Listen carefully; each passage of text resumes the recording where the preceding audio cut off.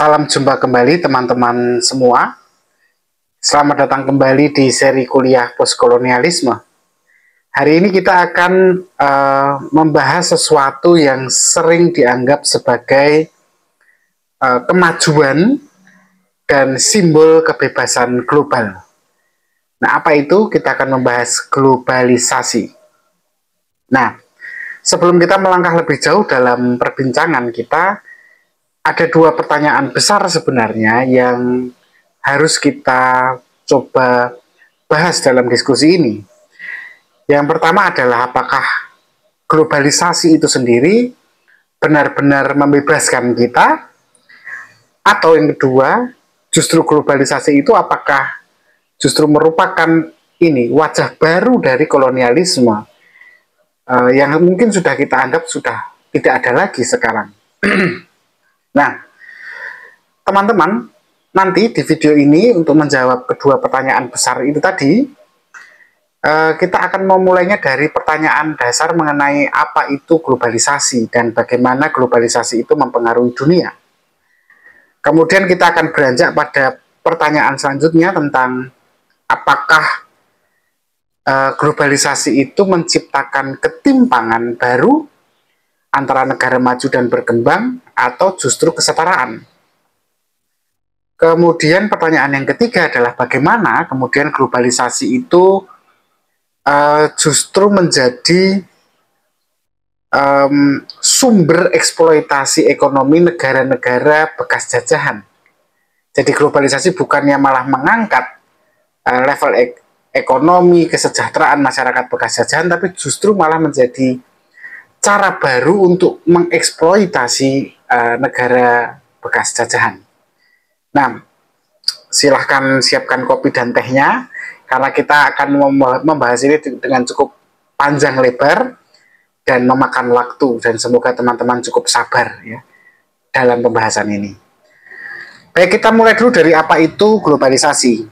Jadi secara sederhana, globalisasi itu merupakan proses di mana dunia menjadi semakin terhubung antara satu tempat dan tempat lain dalam konteks perdagangan, teknologi, dan budaya, juga termasuk politik ya.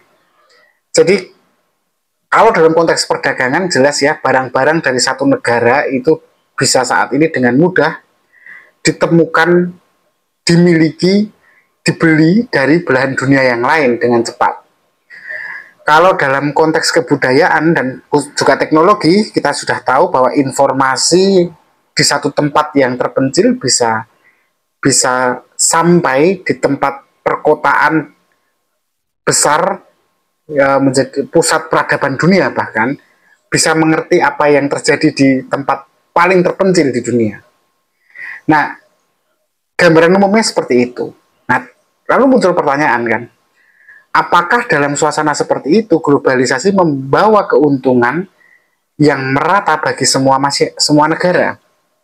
Atau globalisasi hanya memperpanjang, melanggengkan pola eksploitasi yang sudah dilakukan di era kolonial? Nah, ini mari kita telusuri lebih dalam. Jadi, jika kita melihat lebih dekat, ya, kita akan menemukan bahwa sebenarnya globalisasi itu boleh jadi adalah, sadar atau tidak, itu warisan kolonialisme. Sehingga globalisasi itu tidak netral. Bagaimana pendapat itu atau penilaian itu bisa saya ungkapkan?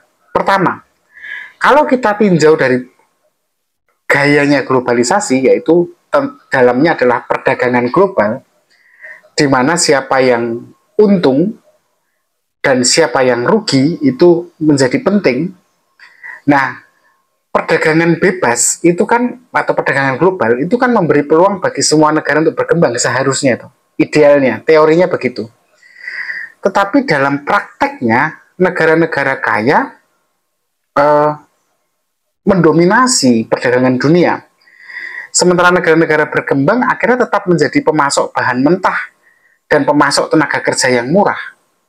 Nah, contoh nyatanya kan jelas ya, perusahaan multinasional misalnya, mereka mengambil sumber daya alam dari negara berkembang dengan harga yang murah, lalu kemudian menjualnya kembali dengan harga yang mahal. Atau gara-gara globalisasi, kita lihat petani-petani kecil, petani-petani miskin di Asia dan Afrika harus kalah bersaing dengan korporasi besar yang memiliki akses produk pertanian ke pasar global. Dan itu melanda kerugian itu pada negara bekas jajahan. Jadi akhirnya globalisasi yang dikatakan menguntungkan semua pihak ternyata hanya menguntungkan negara-negara mantan penjajah gitu.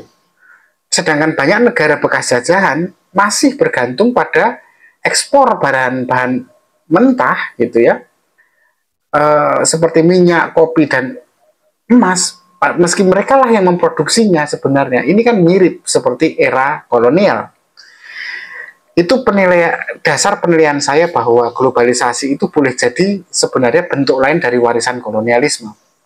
Yang kedua, kita bisa melihat dari pola gerak perusahaan multinasional atau korporasi yang pergerakannya itu mirip dengan kolonialisme. Kalau di zaman dahulu mungkin ya perusahaan perdagangan VOC ya. Jadi kalau hari ini coba kita teman-teman lihat bagaimana perusahaan multinasional atau seringkali disingkat sebagai MNC ya, multinational corporation, itu kan berasal dari negara maju ya sebagian besar, dan seringkali mereka lah yang menguasai ekonomi negara-negara berkembang lewat apa? Lewat investasi yang besar. Tapi apakah investasi yang mereka berikan itu membawa kesejahteraan kepada negara atau rakyat dari negara bekas jajahan? Realitasnya, mereka, korporasi multinasional ini seringkali membayar pekerja lokal dengan upah yang jauh lebih rendah daripada pekerja-pekerja asing ya. Dan pada titik yang lain, keuntungan yang mereka dapatkan itu mengalir ke negara asal mereka, yaitu negara-negara mantan penjajah. Pada sisi selanjutnya, mereka mampu loh mempengaruhi kebijakan ekonomi dan politik negara di mana mereka menginvestasikan uang mereka itu agar mereka tetap mendapatkan keuntungan. Sehingga dalam konteks ini, kalau teman-teman perhatikan, banyak negara berkembang di era globalisasi ya tetap kehilangan kedaulatan ekonominya karena tergantung pada investasi asing. Nah, saya tidak anti pada investasi asing, tetapi saya hanya menunjukkan bahwa sebenarnya kolonialisme memang kata itu sudah hilang, tetapi bentuknya bermetamorfosis ya menjadi globalisasi yang justru kita anggap sebagai sistem yang akan menguntungkan, menyetarakan semua pihak di dunia. Contohnya misalnya, sebuah pabrik garmen di Bangladesh yang memproduksi pakaian ya untuk merek-merek besar, branded terkenal. Nah, mereka di Bangladesh itu mereka mendapatkan upah yang sangat rendah para pekerja lokalnya. Bahkan kondisi kerja mereka sangat buruk, tetapi seperti kita tahu, hasil produksi mereka yang kemudian diperjualbelikan secara global oleh perusahaan multinasional yang mengusung brand-brand terkenal, ya keuntungannya larinya ke Inggris, larinya ke Prancis gitu. Atau misalnya perusahaan teknologi yang mengontrol data digital di negara-negara berkembang tanpa adanya regulasi yang adil gitu. Oke, itu contohnya. Selanjutnya, dasar kenapa saya mengatakan bahwa globalisasi itu mirip dengan kolonialisme adalah karena kita bicara tentang hutang dan lembaga pemberi hutang ya, IMF ya. Banyak negara berkembang itu kan bergantung pada pinjaman dari Bank Dunia dan IMF ya. IMF apa? International Monetary Fund ya. Tapi kalau teman-teman perhatikan, pinjaman itu sering kali datang dengan syarat-syarat yang hanya menguntungkan negara-negara kaya dan merugikan negara-negara yang meminjam atau yang berhutang. Dampaknya apa? Dampaknya adalah negara berkembang dipaksa untuk uh, membuka pasar mereka bagi perusahaan asing. Dan seringkali dengan membuka pasar mereka secara bebas, perusahaan-perusahaan asing yang masuk ke negara mereka itu membunuh industri-industri lokal. Karena biasanya industri lokal harganya justru lebih tinggi daripada perusahaan asing yang menjual produk-produknya.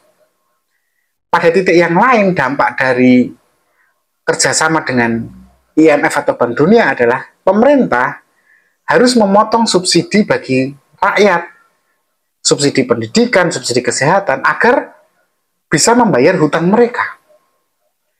Nah, bahkan dalam beberapa kasus, beberapa negara, ya, bukan Indonesia ya, harus menyerahkan aset strategisnya ke perusahaan asing karena tidak mampu lagi membayar hutang. Nah, apakah ini hanya omongan saya atau memang ada kasus nyatanya? Maaf. Kalau teman-teman coba cek ya, Argentina ini berulang kali mengalami krisis ekonomi karena kebijakan ekonomi dia itu disetir dan dipaksakan oleh IMF. Atau misalnya kita ambil contoh lain, itu adalah negara-negara di Afrika yang terjebak dalam hutang kolonial akibat pinjaman besar yang tidak adil.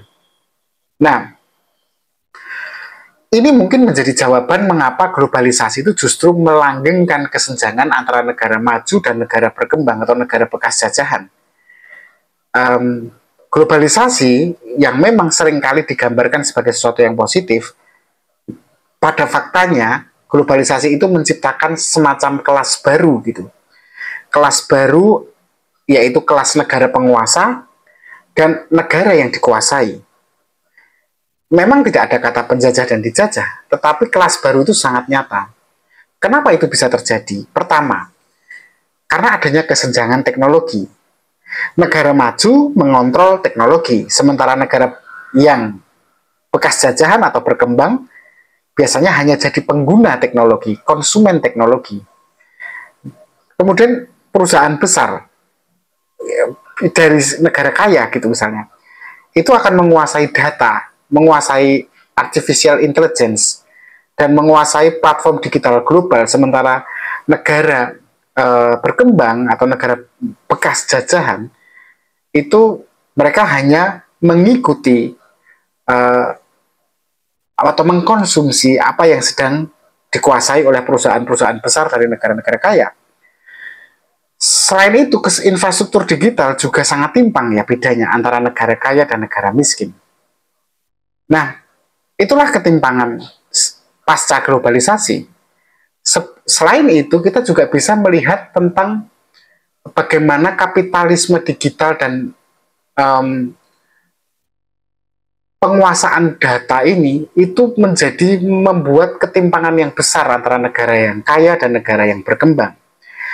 Media sosial dan teknologi menjadi semacam alat baru akhirnya bagi negara kaya untuk mendominasi budaya dan ekonomi dari negara-negara yang sedang berkembang.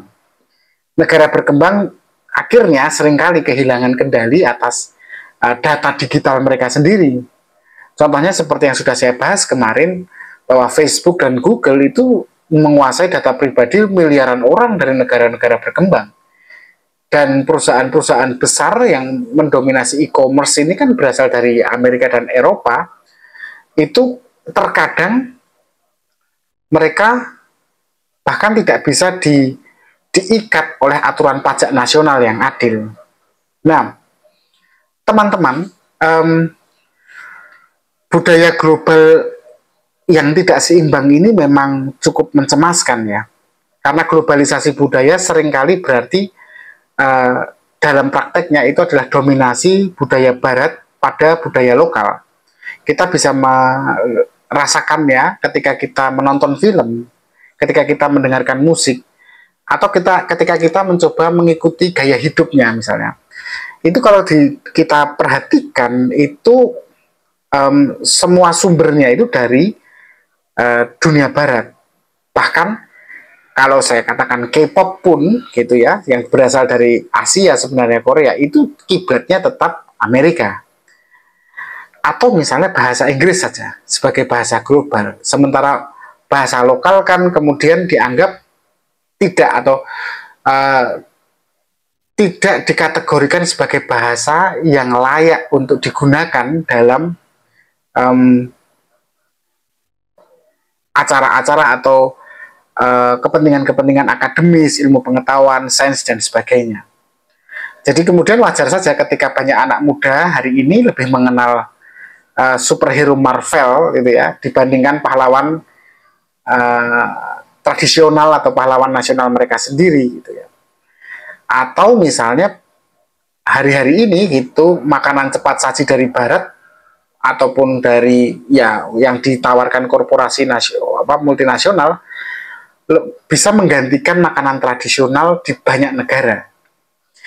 Nah, lalu bagaimana cara mendekolonisasi suasana ini atau globalisasi itu sendiri? Apa yang bisa kita lakukan? Apakah kita bisa melawan bentuk baru kolonialisme ini? Ya, tentu bisa. Yang pertama, tentu kita harus mendorong kemandirian ekonomi kita dengan mendukung produk-produk lokal dan usaha kecil agar mereka bisa bersaing dengan produk-produk asing gitu ya.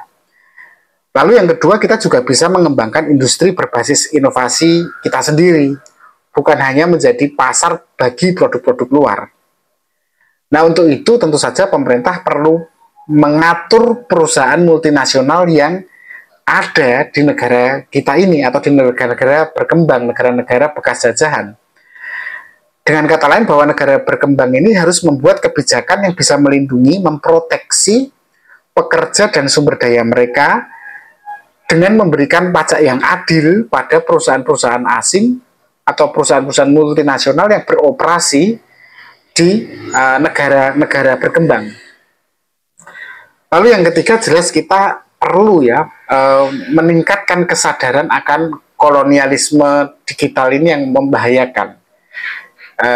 Dengan menjaga kedaulatan data dan tidak sepenuhnya menyerahkan infrastruktur digital ke perusahaan asing, maka di situ sebenarnya kita bisa setidaknya mengurangi dampak dari kolonialisasi global ini gitu.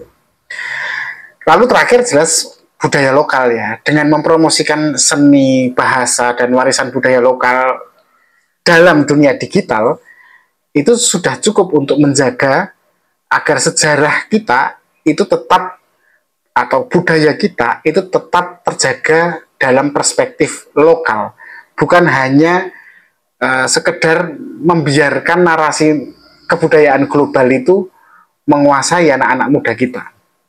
Nah, itulah teman-teman, hari ini kita sudah belajar bagaimana globalisasi itu ternyata tidak sepenuhnya netral, tidak sepenuhnya membawa kebebasan. Harus diakui globalisasi kita butuhkan juga, tetapi bagi banyak negara, khususnya negara-negara yang sedang berkembang, negara-negara yang bekas jajahan, sebenarnya kalau tidak hati-hati, globalisasi ini menjadi bentuk baru dari kolonialisme.